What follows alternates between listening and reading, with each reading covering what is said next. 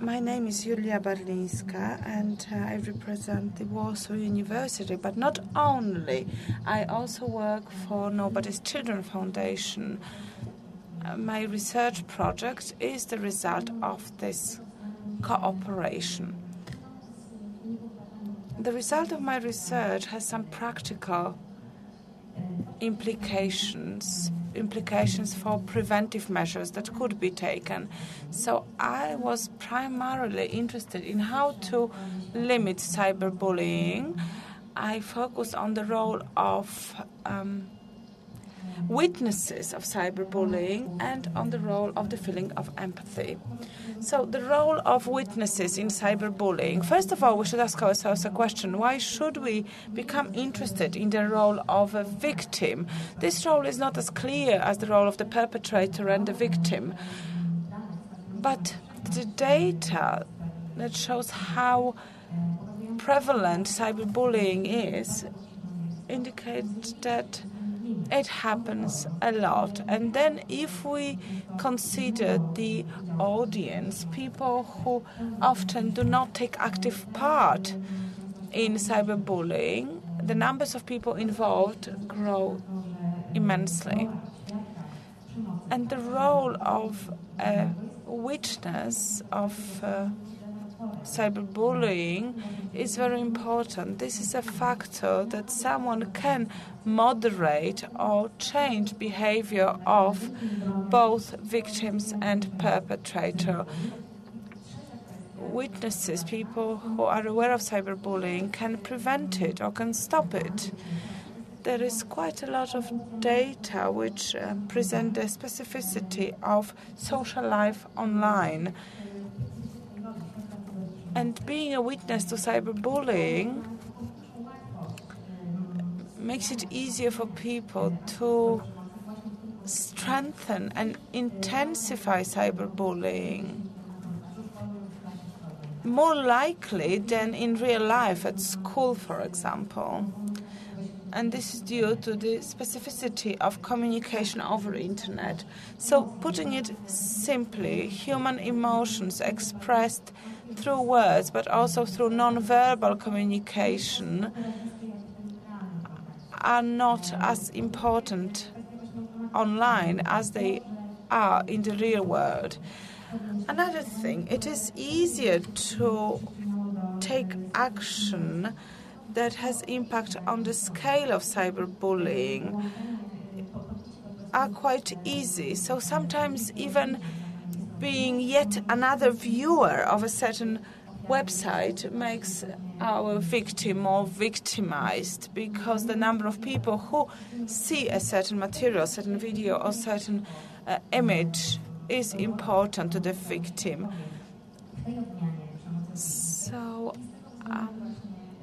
the role of witnesses in cyberbullying is very important, and we should really consider this role when we think of preventive measures or preventive actions. If you become a witness, if you accept this role, you change your attitude. So we should stop looking just at perpetrators and victims. So sometimes it is not only important to identify a perpetrator, sometimes it is important to take a wider look at things without blaming and shaming. And if we think of witnesses, not just perpetrators, we are dealing with a bigger catalog of activities. We separate aggression from cyberbullying, but here we deal with a big range of activities. Sometimes if you forward a message, if you enter a website, something that seems harmless and something young people do not think about much does have impact and is important for both perpetrator and a victim. The first cycle of research that I'd like to present to you referred to behavior of witnesses. What I tried to compare is the behavior of witnesses of a simulation of cyberbullying and bullying in a real school situation. We had 1,039 responders. I would like to show you what tools we used. I'm very pleased that many teachers are present here today. And I would like to present to you that these are things that children have contact with. The tool we used to study cyberbullying was a simulation of a social network with an important element of a communicator. So a victim received a photograph. It was a photograph with the face of a boy and a body of a dog. So this is a defaming image saying that, hey, this is a picture of my classmate, he looks like an idiot, please forward it, let others have a laugh too. So a person who was a witness to this could do one of two things, could either forward this message or ignore it. In the real life school bullying situation, students were sitting in a classroom and they had to decide whether the bit of paper they received from a colleague is going to be forwarded to another student or thrown away. So the results of my research show that online children were more prone to forward such messages, such images, than they'd be in a real-life classroom situation. And this is an important conclusion, because if you are a witness, your actions or your guilt or your feeling of guilt is not really so clear, because you're not willfully trying to harm anyone, or you do not think you are. This is why I believe it is well worth it to focus on witnesses, not just on victims and perpetrators.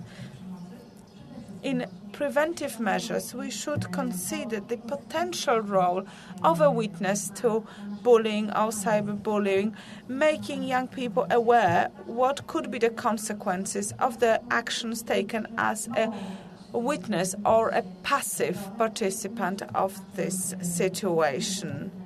What could be the positive and what could be the negative impact of their actions. The next bit of my research focused on empathy. Why? Because empathy is defined as the ability to recognize and understand emotional state of another person. And very often we feel that the empathy is something that fails if we have to deal with cyberbullying. And when we talk about young people, we think about two different types of empathy: affective empathy and cognitive empathy. Affective empathy is natural. It's natural to young people. It is something that is an integral part of us as human beings. So toddlers often start cries when other toddlers cry. They see a sad face, they see a crying baby, and other babies cry. At school, if we see a sad face of a fellow student, this blocks our aggressive behavior. So in the internet, this feeling of empathy is limited, because we do not have direct personal contact with other people. And if we talk about cognitive empathy, this is more relevant to communication online. However, this requires a certain level of development or maturity of a person. Cyberbullying is something that takes place usually between the age of 12 and 16. This cognitive empathy is taking its form at this developmental level. So we could do something here if we recognize the fact that these children are not able to act based on cognitive empathy because simply they have not developed it. And we can try to support these children, to help them to develop faster in terms of cognitive empathy. So in the second stage of my research, I tried to act on different elements of empathy. I was using elements such as elements of campaigns, educational campaigns, video materials, spots, and scenarios of educational activities. I was trying to understand whether empathy can become an effective buffer that would result in limitation of cyberbullying on the part of witnesses or passive participants of such acts. And it turns out that strengthening of empathy can become effective. Let me now show you a short video I used in my research.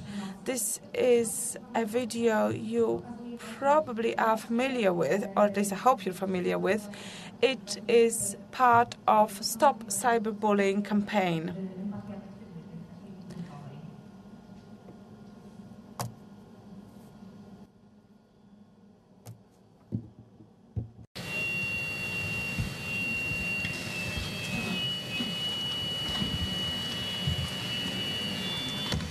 Cóż, obawiam się, że ja nie mam przygotowanego żartu.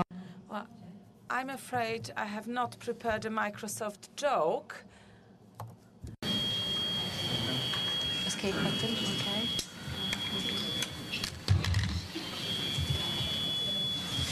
Do you have another one? się przebierałam. Wysłali go po całej klasie. Potem ktoś rzucił go do internetu.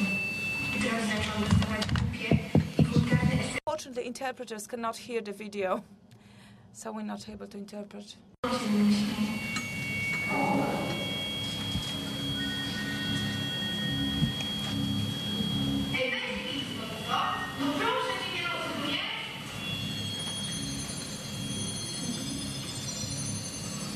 się wstydziłam.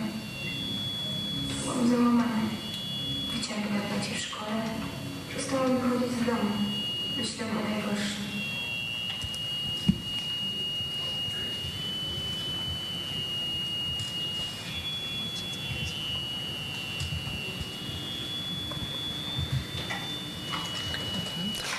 Więc to był właśnie pierwszy rodzaj oddziału. This was effective empathy.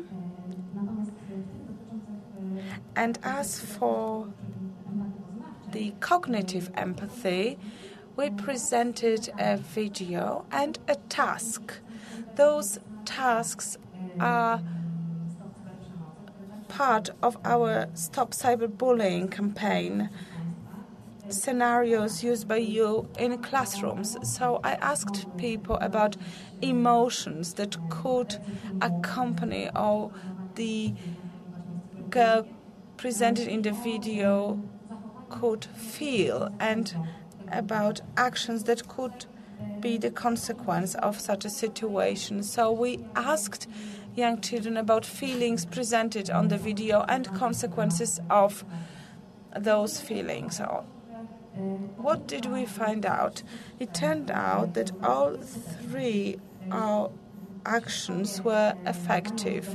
Witnesses, if they were to choose between forwarding a defaming message or deleting it, were more prone to delete it, to not take part in cyberbullying.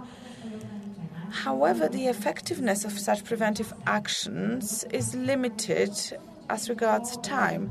I started to wonder what would happen a week after such an exercise in a classroom. And here we have a negative finding, because a week later this effect of strengthened empathy disappeared.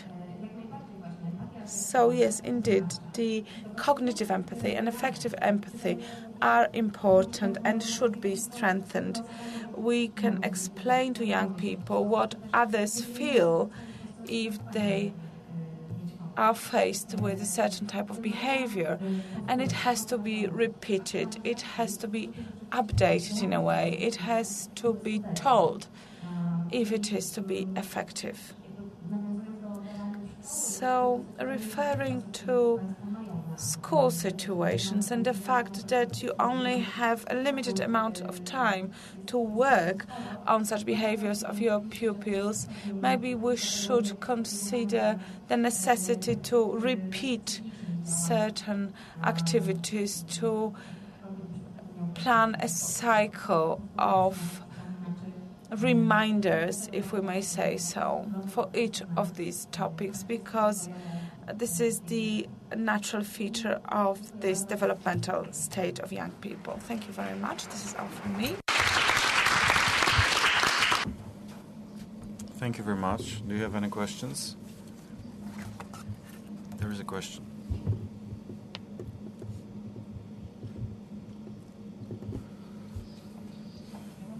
I have a question. Have you ever thought about doing a survey with this prospect? Because it was quite primitive, and this photo manipulated dog's face was not very funny. The problem is that usually in real life they are funny. You see an objectively funny and humiliating photo of a girl, and what happens is that on the global level this girl seems to be a very, very unattractive person. So my question is, and my intuition is, that no empathy training will help if this ma'am is objectively funny in a brutal way. It would be interesting to survey what we can do in order to prevent it from being spread. Well, we are entering the realm of some ethical issues. I can only say that how this material is received and perceived by young persons. It was created in 2007.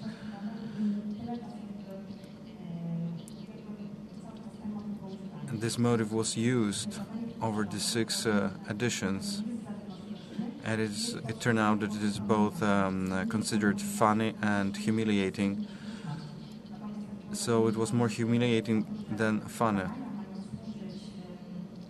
And thinking that this survey should not produce negative effects, because we are also responsible for not spreading or not teaching through the contact with research material certain attitudes. So this material seemed quite balanced, or it simulated what we can see in the internet in a harsher form.